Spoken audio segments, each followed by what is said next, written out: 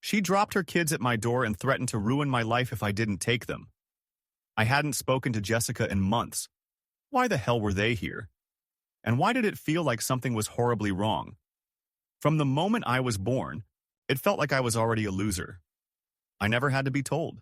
It was just obvious. My family, especially my mom, made it clear. My sister, Jessica, was the golden child, beautiful, charismatic, and always the center of attention. I was the shadow that nobody cared about. Even as a little girl, I noticed how differently she was treated. Mom's love for Jessica was overwhelming, smothering even. Jessica got everything: gifts, compliments, and the endless admiration of everyone around us. She had that perfect, bouncy hair and those bright blue eyes that everyone admired. Meanwhile, I was left with my plain straight hair and brown eyes that never seemed to shine the way they should. "You'll never be as beautiful as your sister," my mom would say, her words like an unspoken verdict. That sentence would echo in my head every day. Jessica could do no wrong. Even when we fought, no matter what happened, I always got the punishment. Jessica would just flash her pretty smile and get away with everything. I could never figure out why. But I didn't have to because it became so clear. Jessica was the favorite. As I got older, things only got worse. The worst thing that ever happened to me was probably when I got my first boyfriend. It was a huge deal for me, something I had dreamed about. But Jessica, she saw it as just another opportunity to show off her power. She lured him away, not because she liked him, but because she could. And she did. I found out the hard way. The first time I confronted her, she just laughed. "It's just a guy, Em. Get over it." And when I told Mom, she barely looked up from her phone. "Girls, don't fight over boys. You're both better off without him." Not a single apology for Jessica, not even a second of consideration for how I felt. It hurt more than I can say. But what hurt even more was that Mom never even tried to understand. As Jessica coasted by, getting into trouble, throwing away her future for boys and parties, I was forced to fight for mine. When she flunked high school, Mom didn't even bat an eye. She paid for Jessica's college education like it was nothing. But me? I had to figure it out on my own. I asked Mom that night, through gritted teeth, "Do you even love me?" She didn't answer, and that silence spoke louder than anything. I told myself then that I wouldn't need them. I would get out, and I would make something of myself. I dove into my studies, graduated high school with a 4.0 GPA, and got a full scholarship to a prestigious college. When I came home to tell them the news, I didn't expect much. But when I saw Dad's half-hearted good job and Mom's complete indifference as she scrolled through her phone, I realized this was it. I was alone. That was the moment I knew I had to break free. While Jessica was getting pregnant by some guy she barely knew and partying her way through life, I left. I built my own career, made my own path, and became successful on my own. I didn't need them. Not anymore. But even as I thought I had escaped, something darker was waiting for me. A shadow that I couldn't outrun no matter how hard I tried. It was a quiet Saturday morning. The kind where everything seemed still, peaceful even. I had just finished my cup of coffee and was thinking about the rest of my weekend plans when the doorbell rang. At first, it was just a single chime, but then it rang again. And again, in rapid succession, almost as if someone was desperately trying to get my attention. I opened the door, expecting maybe a neighbor or a delivery person. Instead, I found two children standing there. My heart sank before I could even process their faces. Lucas, 10, and Ethan, 7, Jessica's sons. They both looked up at me with wide, confused eyes. In an instant, my mind raced. What were they doing here? Before I could ask anything, Lucas spoke, his words like a punch to the gut. "Mom said you'll watch us for 8 weeks." 8 weeks? My breath caught in my chest. I hadn't spoken to Jessica in months. Not a word. She had never, ever mentioned this. How could she just show up and leave her kids with me like this without even asking? I didn't even know how to react. I looked down at the two boys, both of them holding small bags, clearly lost and unsure of what was happening. They were just kids. They didn't deserve to be caught in this mess. But I was frozen. I didn't know what to say, let alone what to do. I closed the door behind me. trying to gather my thoughts, and immediately grabbed my phone to call Jessica. I called her over 10 times. No answer. I left messages, each one more desperate than the last. But all I got was silence. Finally, after what felt like an eternity, the phone rang. It was Jessica. But before I could even speak, her voice on the other end was mocking. "Hey, Em, how's it going?" I was furious. "What the hell is this, Jessica? You just drop your kids off and expect me to babysit for 8 weeks? Are you out of your mind?" I could hear her laughing on the other end. She didn't even seem sorry. "You've got 2 options, sis," she said, her tone dripping with something I couldn't place. Malice, maybe. "You either take care of them, or I'll call your boss and tell them you're mentally unstable and refuse to take your meds." The world seemed to stop spinning. I froze, my blood turning cold. She couldn't. She wouldn't. But the reality of it hit me. Jessica didn't care.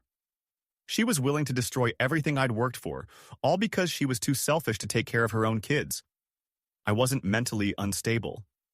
But with one phone call, Jessica could ruin my career. I couldn't let her do that. I couldn't afford to lose my job. My hands trembled as I hung up, feeling like the walls were closing in around me. I had no choice. I dialed my mom's number, hoping, praying, that she would back me up. "Mom, Jessica just dropped off the kids. I need your help. This isn't fair," I said, my voice shaking. But when she spoke, it was like a slap in the face. "Your sister's done a lot for you, Emma. She's helped you in ways you don't even know. Now it's your turn to help her." What? I couldn't believe what I was hearing. "She's done nothing for me. I've spent my whole life fighting for love from you, and you're telling me to just give more? I've never been loved. Don't you get that?" But she didn't get it. She never had. She just sighed, cold and distant, like she had heard it all before. I hung up, the weight of her words crushing me. It was like I was stuck in a nightmare I couldn't escape. Jessica had taken everything from me, and now I was expected to give even more. I looked at the 2 boys in front of me, unsure what to do. They weren't at fault for any of this. But I was so angry, so hurt. Could I really turn them away? Could I just send them back out into the world where they didn't have anyone? Or did I have a choice but to take them in? I had no answers. And as the hours dragged on, the dread settled in, sinking deeper with every passing minute. The more I thought about it, the more I realized I was trapped. I didn't know what to do. And I didn't know how far Jessica would go to make sure I stayed locked in this nightmare. I thought I had escaped her influence. But now, I was beginning to see. I was wrong. And I had no idea that this moment, this choice, would drag me into something darker than anything I'd ever imagined. At first, I told myself I was just helping out. A few days, maybe a week, just to give Jessica some space. Nothing more. But as the days dragged on, I started to feel something I hadn't expected. A bond was forming, not just with the kids, but with a part of myself I thought I'd left behind long ago. Lucas, the older one, was always so cautious, like he was walking on eggshells around me. He never looked me in the eye, always staring down at the floor as if he was trying to disappear. Ethan, the younger one, was quieter, clutching his old, ratty stuffed animal as if it was the only thing keeping him grounded. Every time he'd speak, he'd mumble under his breath, his words barely audible, like he was afraid of being heard. Dinner that first night was awkward. I thought pizza would be a safe bet. Something simple, something they might actually enjoy. I opened the box, hoping they'd at least smile. But instead, the 2 of them just stared at the food, hesitant, like they didn't know what to do with it. Lucas was the first to speak, his voice low and shaky. "Mom said we can't eat until we ask for permission." I froze. For a second, I couldn't even process it. Was this how Jessica had raised them? To be afraid of basic things like food? To be afraid of having something good without permission? I gently pushed the box toward them, trying to soften the tension. "This is your house now. No one's going to yell at you for eating here." They both looked at each other, then slowly, cautiously, began to take a slice. It broke my heart. Over the next few days, I started to see more cracks in Jessica's parenting.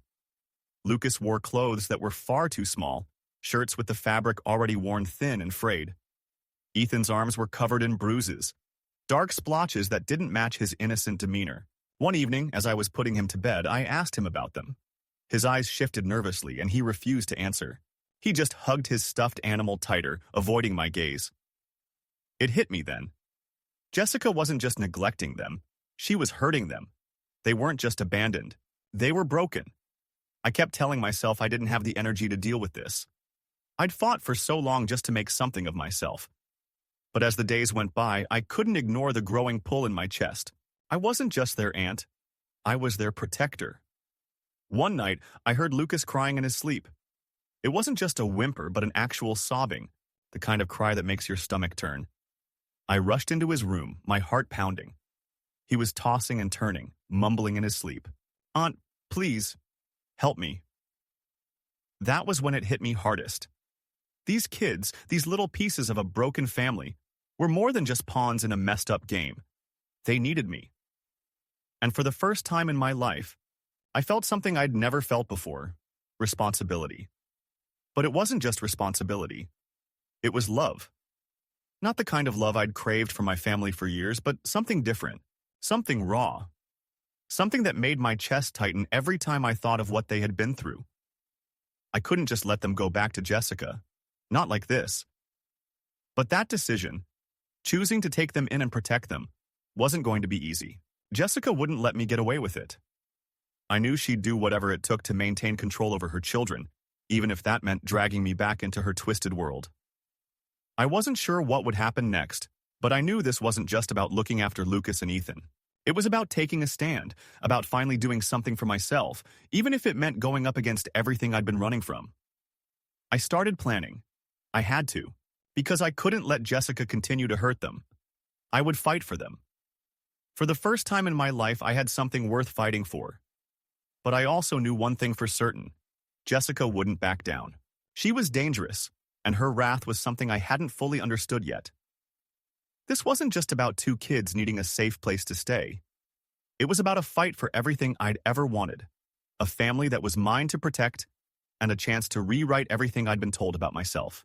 And I wasn't going to let anyone, especially Jessica, take that away from me. But I had no idea just how dark this battle was going to get. It was 8 a.m. when the first knock came. A loud, violent thud at my door. I jolted awake, my heart slamming against my ribs, still disoriented from sleep. Before I could even reach the door, it flew open. A massive figure stormed in, his body blocking the doorway like a wall. He was over 6.5 feet tall, broad-shouldered, with arms the size of tree trunks. I barely had time to react before he shoved me, sending me crashing to the floor. My head hit the corner of the coffee table and I saw stars, everything spinning. I tried to push myself up, but the pain in my skull was blinding and I couldn't gather the strength. The world around me felt like it was drowning in fog. Then I heard her. The cold, mocking voice of Jessica. "Move it," she sneered, stepping past the hulking man. "Get her out of the way." Behind her, my mother stood silent, her eyes dull, indifferent. She didn't even flinch. My own mother. Watching this happen to me. My stomach churned. The kids were standing there too. Lucas, his face pale with terror, grabbed my shirt and tugged on it desperately. "Aunt Emma, please, don't let her take us," he cried, his voice cracking with panic. Ethan was clinging to his stuffed animal, his tiny body shaking with fear. His eyes were wide, desperate for some kind of safety. Before I could move, the man yanked me by my hair, slamming my head into the wall. Pain exploded in my skull, and the room went black. I heard Jessica's voice, cold and sharp. "Get them in the car." I tried to scream, but my throat was raw. My body felt like it was made of lead, and everything around me moved in slow motion. Lucas and Ethan fought to break free, but the man was too strong. They screamed, kicking and thrashing, but it didn't matter. The man dragged them away, their cries piercing the air, echoing in my ears like a death sentence. I couldn't do anything to stop it. I was too weak. The door slammed shut. They were gone. I don't know how long I lay on the floor, my head still throbbing. Blood dripped down my face from the gash in my scalp, soaking into the carpet beneath me. My chest was tight, and I could barely breathe from the weight of the crushing despair that pressed down on me. But in the midst of that desperation, I knew one thing. I had to act.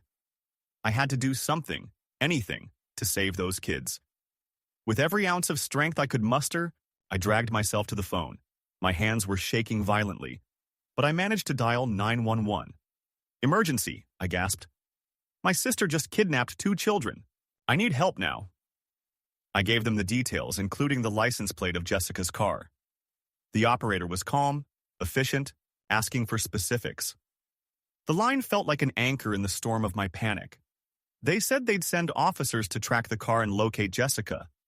But what happened next? It was something I never expected. The police found Jessica's car within a few hours. I thought for a moment that this nightmare might finally be over. But it wasn't. When the officers tried to stop the car, the man, he must have been hired muscle or something, flipped out. He threw open the door, charging at the officers like a bull. One of them managed to pull his gun, firing a single shot. The bullet struck him in the thigh, and he went down screaming, the sound more animal than human. But it didn't stop there. Jessica, she went off. She fought like a wild animal. I could hear her screams from the police scanner, the chaos, the rage. When they tried to arrest her, she clawed, bit, and kicked like a rabid dog.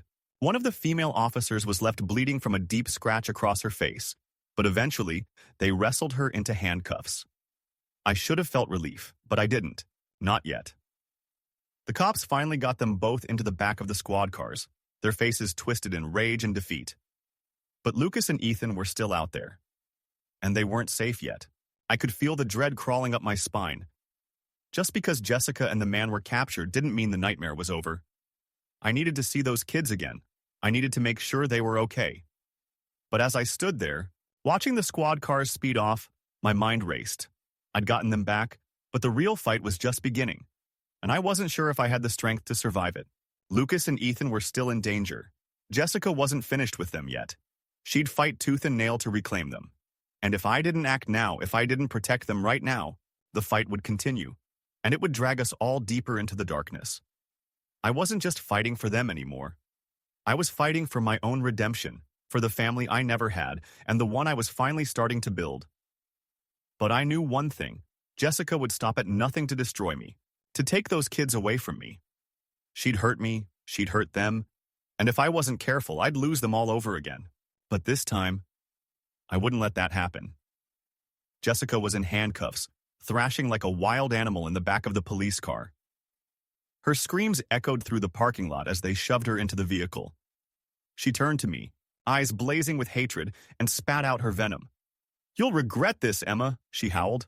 "I'll ruin your life. I'll make sure you lose everything." I just stood there, silent.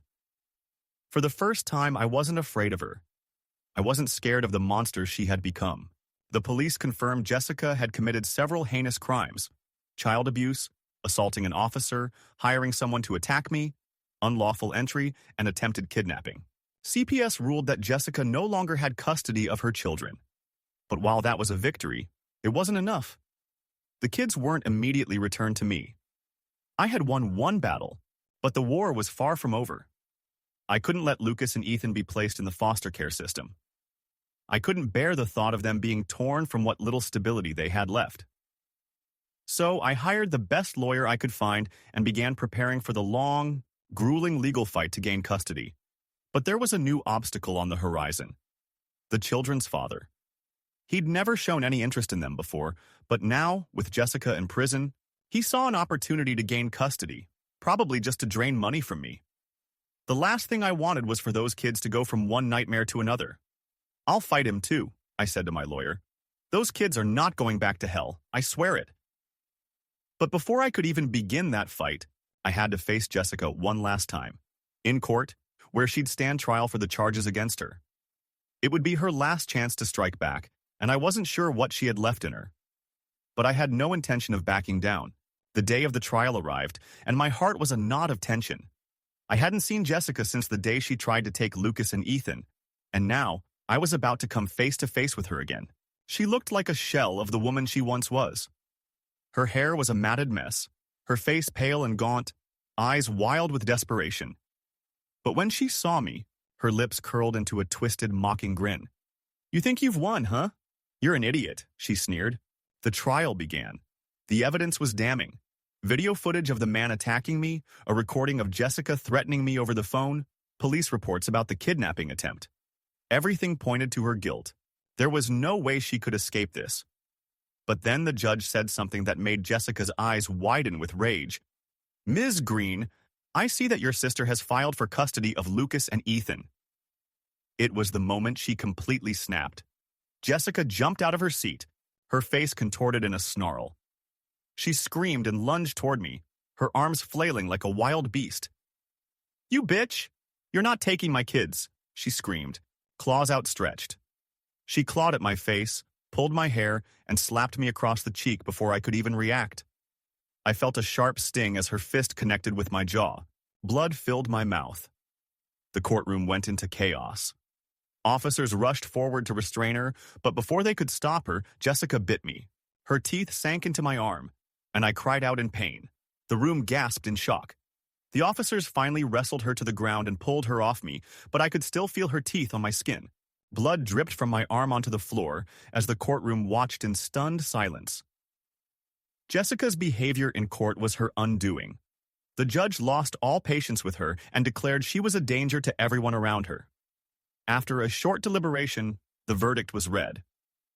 Due to her actions in court and the severity of her crimes, Jessica Green is sentenced to life in prison without the possibility of parole. There will be no appeal. Her screams filled the room as they dragged her out, her body kicking and thrashing. "You'll regret this? You'll all regret this," she yelled, her voice echoing through the courtroom as she was hauled away like an animal.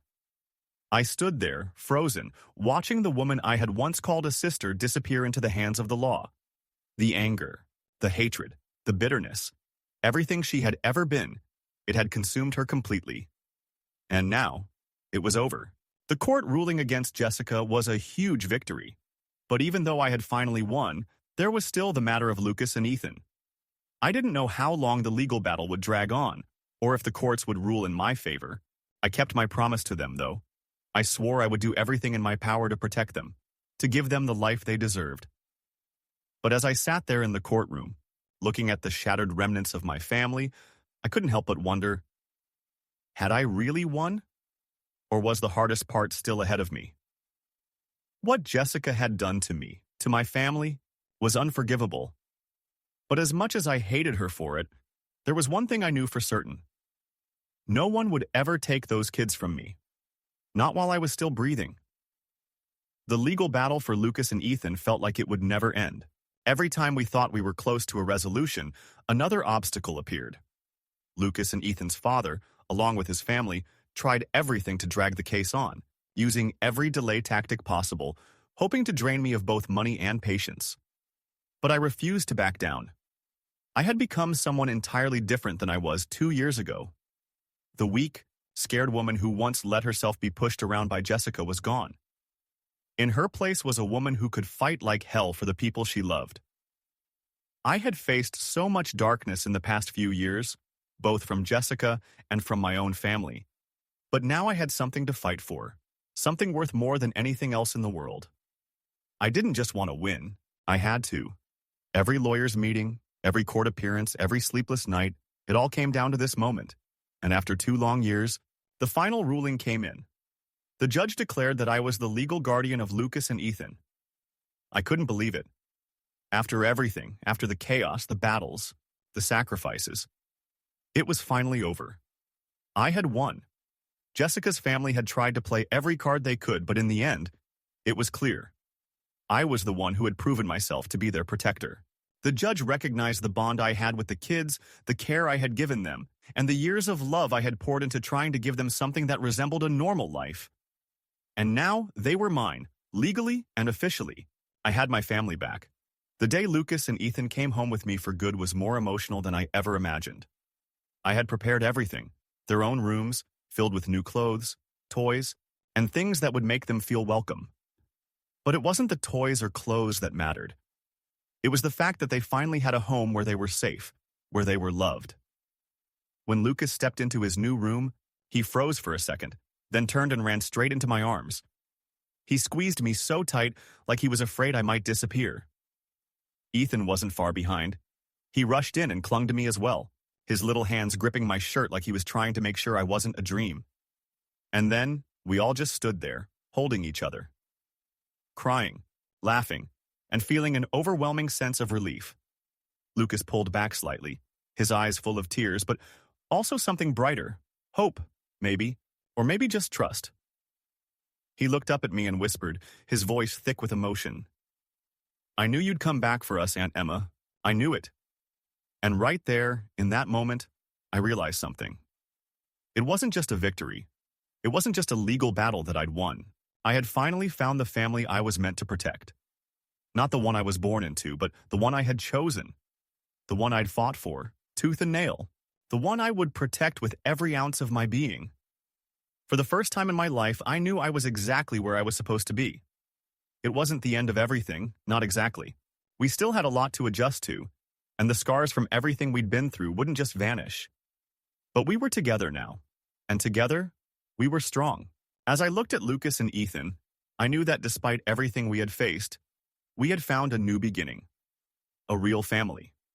And no one, not even Jessica, would ever tear that apart.